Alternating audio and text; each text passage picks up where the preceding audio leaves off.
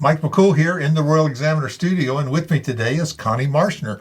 And we know Connie because she's on the town front royal. A newly elected chairman of That's the right. Planning I seen Commission. you there on That's the last right, meeting. yeah. So she's on the Planning Commission, but today she's here as author Connie Marshner and one of her new books. I know she's been working on this book for how many years, Connie? Well, it was 2 years of study for a master's degree and then 2 years to do the research for the book. Yeah, so tell us a little bit. Well, tell us the title. It's called Monastery and High Cross, but it's got this Irish Well, roots. but if you look at it, it's got the Celtic cross, but then Right. the background is what? Oh, I can't see all that. What is that? Egyptian hieroglyphics. Oh, I see that. That's right, on the cover. Yeah, right. That's right. So it says the forgotten Eastern roots of Irish Christianity. So tell us what's the 30,000-foot view of what this book's all about. Well, St. Patrick converted Ireland, but he was not the first Christian in Ireland. And that's basically what it's about. And there was a lot of influence in Ireland from the Mediterranean, the Eastern Mediterranean, Alexandria, which was the Egyptian part, Sure. and then Armenia and further else, because Rome never invaded Ireland, so it was never part of the Roman Empire. So when Rome pulled out of England, Christianity disappeared in the island of Britain, but it didn't disappear in Ireland. But Ireland also had no connection with Europe, and so it developed with the traditions it had received from the fathers of the church, continued in Ireland, and Ireland was a very intensely Christian before there was a difference between Catholic or Protestant or Orthodox. Right. When you were a follower of Jesus Christ, you were a Christian. And that's what's so great about studying it, because you get a flavor for the early days when all Christians were one. Right. And that's what the Irish So church how far was. did you go back?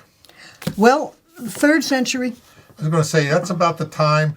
That's a good time in history as far as Christianity goes. It's close to the beginning and the roots, but as you go farther through time, man got in there and messed it all up. Well, and They started dividing. Well, I don't really like that, so I'm going to start my own denomination. Oh, I don't really like that. I'm going to do this, and now we have 4,000. God forgive us, we Yes. do. But what's neat about the story of how the Egyptian monks, now remember in the Egyptian desert there were monks living in caves. Now this was before Christianity was legal, but after Christianity became legal in 313, then even more went out because they thought the end of the world was coming any day now, Right. and they wanted to make sure they saved their souls. So they went to live in caves to pray and to meditate and to do penance and to be ready to meet God, and because who was very real. But then what happened in Egypt? Alexandria, Egypt, was the intellectual center of the early church, and that's where the intellectual fights were intense. And when Nestorius advanced the idea that, hey, Mary, nice lady, but she didn't give birth to God. She gave birth to a man. That became, literally, blood was flowing in the streets with people arguing about that. And the monks wanted to be away from all of that, and they wanted just to contemplate Christ. And so there's no documentation. I mean, there are no passports from the 3rd and 4th right. century. But the evidence they left behind is what I collect in this book. They, just got on a boat and went to the edge of the known universe. There was, for centuries, and this is well documented, lots of traffic between all of the European, Mediterranean universe and the tin mines in Cornwall, which is only a hop and a skip across to Ireland. So this is very plausible. And then the evidence behind the archaeology and the art is all supporting the possibility. Yeah, that's what they say. You look at the evidence and you look at the examples, and then you kind of put it all together and. Yeah, makes and sense, it kind of makes sense. I mean, like for instance, I think a lot of people saw the Star Wars movie where those beehive huts. Now that's Skellig Michael off the west coast of Ireland, and those beehive dry stone construction huts. The only other place in the world except Ireland that you find those is Egyptian desert. So there's a very tangible proof. Right. In Egypt and in the East, churches were always built in groups of 7. That's a good number. It's a good night, yeah, exactly. And in the most ancient church monasteries where we know monks were, groups of 7 ruins together. Yeah, and you mentioned Alexandria, the city. That was, like you said, that was the center of the intellectual world. It was. And primarily because it was a port, and all the ships came, and they all had their books. And he says, "Let me give me those books, and I'll make a copy." And there was a fabulous library there, yes. Yeah, a big library of all the known knowledge of the world. Yes, He said, "I'm going to keep the original, but you can have the copy Have the back." copy, And yeah. I guess you can do that when you're Alexander. Right, and when you think about it, those first councils of the church, where were they? Nicaea, Ephesus, Constantinople. Right, just across the river. Not Well, not in what's now known as the center of the Catholic Right, Church, because it wasn't yet. It was all one church, and that's kind of exciting. Yeah. In another example, there was an ancient script in Ireland. The ancient Celts did not write; they didn't believe in writing. But in the 4th century, they began an alphabet.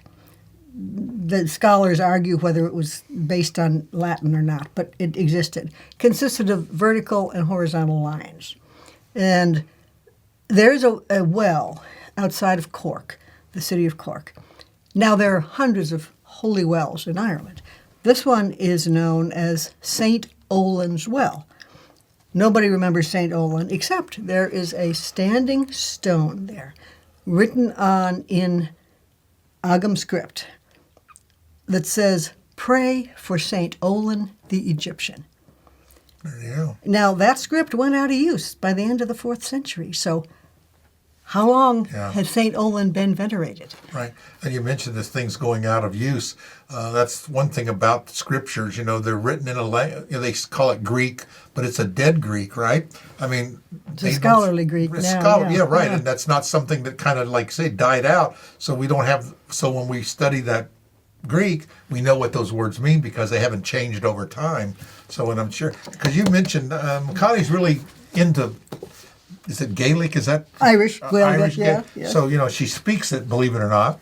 And Well, I speak modern Irish. So well, right, modern Irish. Old Irish is what you need for some of these. Old and middle. And it's totally different. It's like Greek, when It's you very study similar. Greek. It's similar, but it's a different knowledge. You have to put your finger on it and read it along, Yeah, right? Figure it yeah. out. But you've got a lot of Irish in you there, Connie. And what inspired you to go this direction in your? Well, years and years ago, I had heard rumors of this, and I for the last 50 years have gone to the liturgy of St. John Chrysostom, which and the Melkite Eastern Catholic tradition, Eastern Greek Catholic tradition it's called, which is the church of Antioch in Jerusalem, the ancestral church of Antioch, where Christians were first called Christians. Right. And that church has kept probably the closest connection to the original traditions. And the prayers, there was just an echo that I could hear with the Celtic revival in the 1990s. There was a surge of books about Celtic spirituality. Some of it was nonsense, but some of it was translations made, now popular, brought to the modern world, of some of these ancient prayers.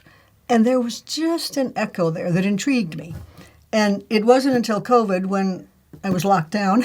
And you had time on your hands? I had time on my hands, had to redeem the time, and had to find a happy place. And I heard about this master's degree online at the University College Cork in Gaelic literature. I did that, and then I had 2 years to write the dissertation. And I was able to go and just follow footnotes from 19th century books and track them down on the internet. At that time, most of the resources on the internet were free during COVID. Yes. So I was able to pull together in one place all kinds of research. Right. Now, this is all secondary research. I don't have Egyptian, I don't have ancient Greek, I don't have Old Irish, so it's secondary research. So I'm just pulling together all that I could find from art, architecture, liturgy, hymnody. We were looking for the evidence. Looking for the evidence, exactly. Right. Getting it all in one place with footnotes. There are 303 footnotes in here and 14 pages of bibliography. Right. So my hope is that this book will inspire somebody who's young enough to still get all those languages. Sure. Oh, yeah, you got to know Arabic, too. Get all those languages, who wants to study it, because the field of Hiberno-Coptic research is still pretty thinly populated, Sure, right. but it's rich. There's a rich vein there. Like, for instance, the apocryphal Gospels, which were forgotten in the West, remained in Ireland, and they exist in Syriac, Coptic, Arabic, and Old Irish, and they were read and they were influential, and those have a lot of what we regard now as the traditions of our faith. Right. And so lots of interesting it's an things there. interesting path you've gone down, Connie. But history is kind of, when we're in high school and history, that's just old stuff we don't need to know. But as you get a little older, you start appreciating the lessons you can learn from history. And it's so especially nice. when you're studying the Bible, you can. Yes, we yes. have that Old Testament. That's supposed, that's all Scripture is for our edification and learning, right? Amen. And so we need to study those things, and as more we study, we realize that all those lessons that we learn in the Old Testament are focusing us on the New Testament, showing us that Jesus is coming. Right, and right. puts that, that points that Puts way. that into context. Yeah, and the monastic traditions, the desert monks there in Egypt had some very intense spiritual practices and self-denial and prayer practices. And one of them, was lost to the world, except in Ireland. And for a long time, people said, oh, those Irish monks, boy, they were cracked. They were really nuts. You know what they would do? They would recite all 150 Psalms in one day. Right. And sometimes they would even, from memory, and sometimes they would even do it in the cross-eagle position, which is this, with the hands outstretched. Right. And people thought, oh, that's a myth, that's a legend. Right. But no, it's not. It's in the manuals of the monasteries, in the rules that the abbots wrote up, and it comes from the Desert Fathers. Yeah. Have you been to Cork? Ah, I've been there once. good for you. It's an interesting place. I haven't been there since I was a little girl. Yeah, it was interesting. We went there. A friend of ours lived there. We kind of toured around. We went on that Ring of Kerry. Is that what it's called? Kerry is. Oh, that's one of the most beautiful spots in the world. We did it really fast. Better that than not at all. Yeah, it was very interesting. So Ireland's an interesting place. We it enjoyed is. we spent a week there one year. Lucky you. week, Well, of course, McCool is a good I tell you, Scots-Irish name. when I was going through customs, they told me I spelled my name wrong. Should be McCumhail, right?